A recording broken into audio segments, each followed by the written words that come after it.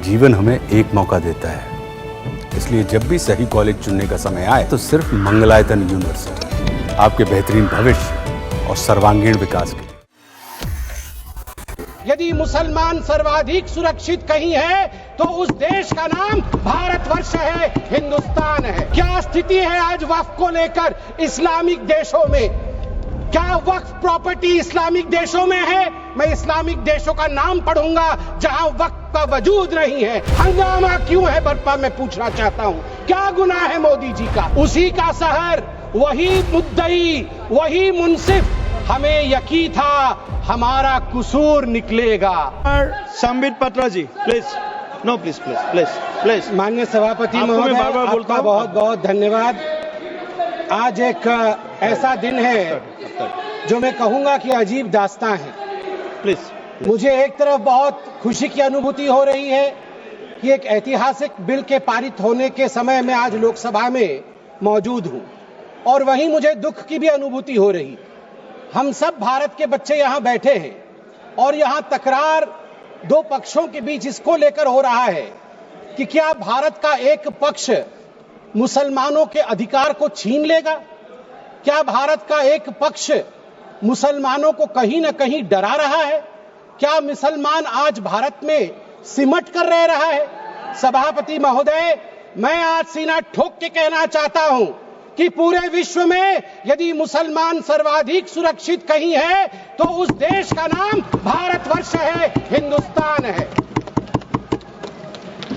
मैं एक छोटी सी कविता पढ़ना चाहता हूं गया प्रसाद शुक्ल स्नेही जी का। किसी को नहीं बनाया दास, किसी का किया नहीं उपहास, किसी का छीना नहीं निवास, किसी को दिया नहीं त्रास। वही हम है भारत संतान, वही हम है भारत संतान। किसी का कुछ छीना नहीं है, हमेशा दिया है। जो शरणार्थी बन के आया है उसको गले से लगाया है। और केरल की बात हो रही थी, मैं धन्यवाद देता हूं केरल की भूमि को, प्रणाम और वंदन करता हूं केरल की भूमि को। वहीं से आदि शंकराचार्य जी भी आए और केरल की भूमि में कोडंगलूर तालुक के मेथला गांव में स्थित है भारतवर्ष की पहली मस्जिद चेरामल जुमा मस्जिद। और चेरा राजा चेरामल पेरुमल ने इस मस्जिद के लिए जगह स्थान दिया था। यह है भारत का कल्चर, यह है भारत माता। और इस भारत के ऊपर आप संदेह दिखा रहे हैं। क्या स्थिति है आज वक्फ को लेकर इस्लामिक देशों में?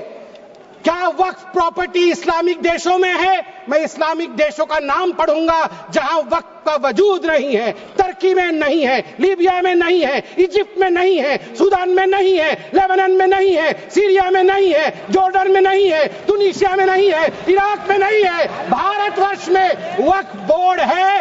वक्फ प्रॉपर्टी को कानूनन सुरक्षा, लीगल प्रोटेक्शन दिया गया है। उसके बाद भी हंगामा क्यों है बरपा? उसके बाद भी हंगामा क्यों है बरपा, मैं पूछना चाहता हूं। क्या गुनाह है मोदी जी का? क्या गुनाह है हमारा?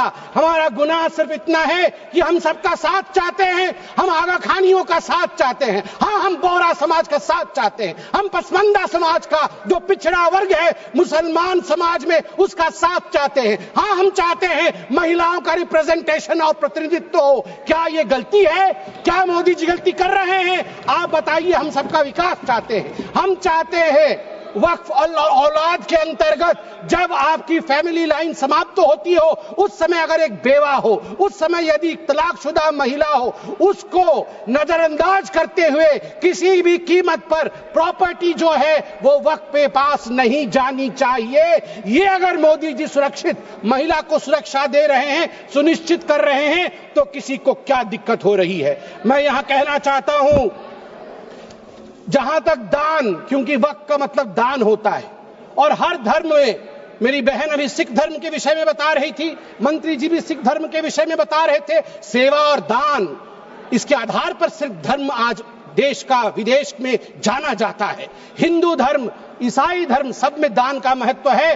आदि शंकर ने आज से हजारों वर्ष केरल के लोग भी सुन रहे हैं, मैं कहना चाहता हूं, भज गोविंदम में दान के लिए क्या कहा था? गेयं गीता नाम सहस्त्रम ध्येयं श्रीपति नाम ध्येयं श्रीपति रूपमजस्रम नेयं सज्जन संगे चित्तं देयं दीन जनाय जवित्तम।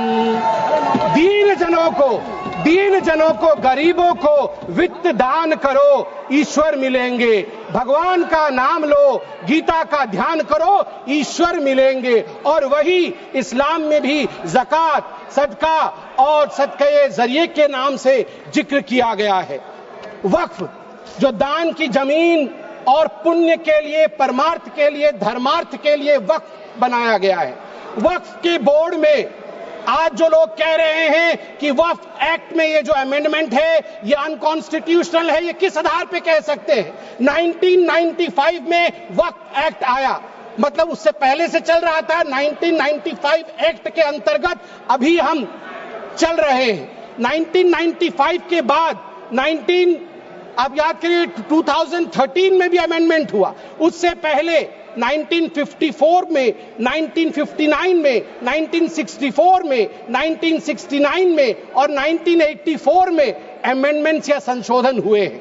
अगर वो सारे संशोधन ठीक थे तो आज ये संशोधन अनकॉन्स्टिट्यूशनल कैसे हो सकते हैं? मैं छोटे से एक विषय को रखना चाहता हूं। आज आप देखिए, सच्चर कमेटी ने 2006 के अपने रिपोर्ट में कहा था, सच्चर कमेटी ने कहा था कि उस समय 2006 में वक्फ के पास 4.9 लाख रजिस्टर्ड प्रॉपर्टी थी। उस 4.9 लाख रजिस्टर्ड प्रॉपर्टी से मात्र वक्फ की जो कमाई हो रही थी वो उस समय 163 करोड़ की थी। मगर सच्चर कमेटी ने कहा यदि सही तरीके से इसका इस्तेमाल किया गया होता, सही तरीके से लीज दिया गया होता, फेयर मार्केट प्राइस के आधार पर किया गया होता तो 12,000 करोड़ की आमदनी होती, 12,000 करोड़ की, 10% का रिटर्न मिलता। आपको जान के आश्चर्य होगा, ये 4.9 लाख रजिस्टर्ड प्रॉपर्टी बढ़ करके हमारे समय 8.72 लाख रजिस्टर्ड प्रॉपर्टी बनी। मतलब 20,000 करोड़ से 25,000 करोड़ तक की आमदनी होनी चाहिए, मगर आमदनी हुई कितनी? 2019 से 2021 के बीच में 166 करोड़ और 2025 में आपको जान के आश्चर्य होगा, अभी माननीय गृह मंत्री जी ने बताया लीज रिकॉर्ड 0 और आमदनी 9.92 करोड़ रुपए मात्र।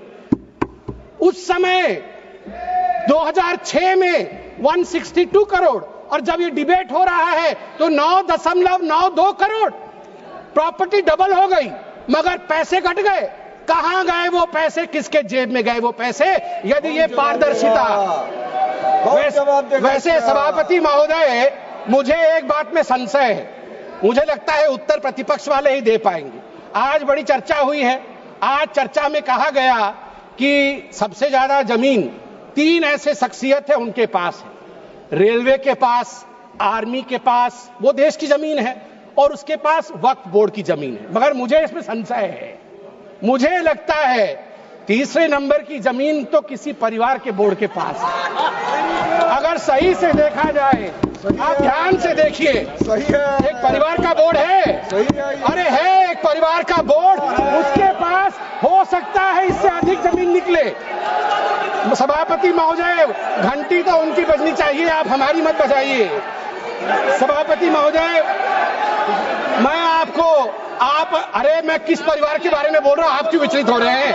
वो उधर हैं, उधर हैं। अब आप चिंता मत करें, उधर हैं, आपको नहीं। हाँ,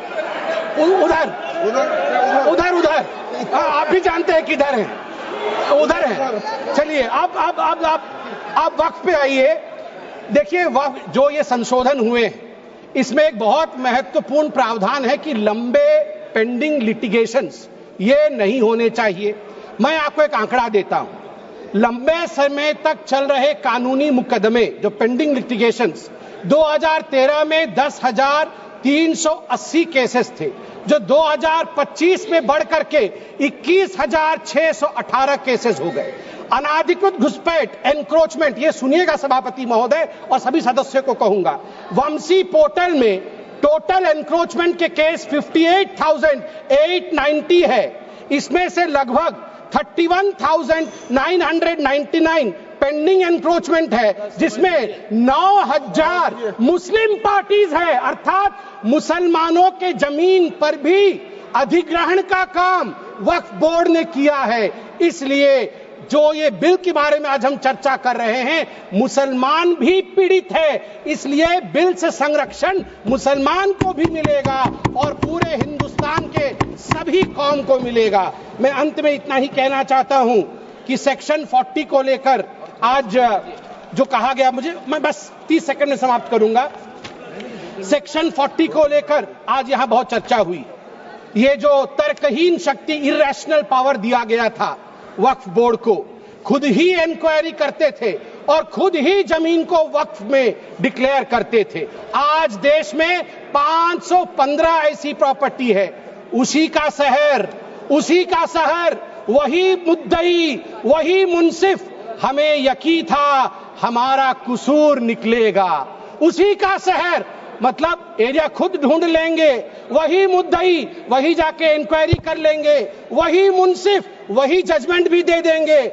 हमें यकीन था, जिसकी जमीन थी, हमें यकीन था हमारा कसूर जरूर निकलेगा। मगर सभापति महोदय, मैं धन्यवाद देना चाहूंगा आदरणीय प्रधानमंत्री श्री नरेंद्र मोदी जी का, हमारे माननीय गृह मंत्री जी का, किरण रिजिजू जी का, कि इन्होंने इस प्रकार के एक प्रावधान को यहां प्रस्तुत किया है जिससे देश में हम सब सुरक्षित रह सके। धन्यवाद।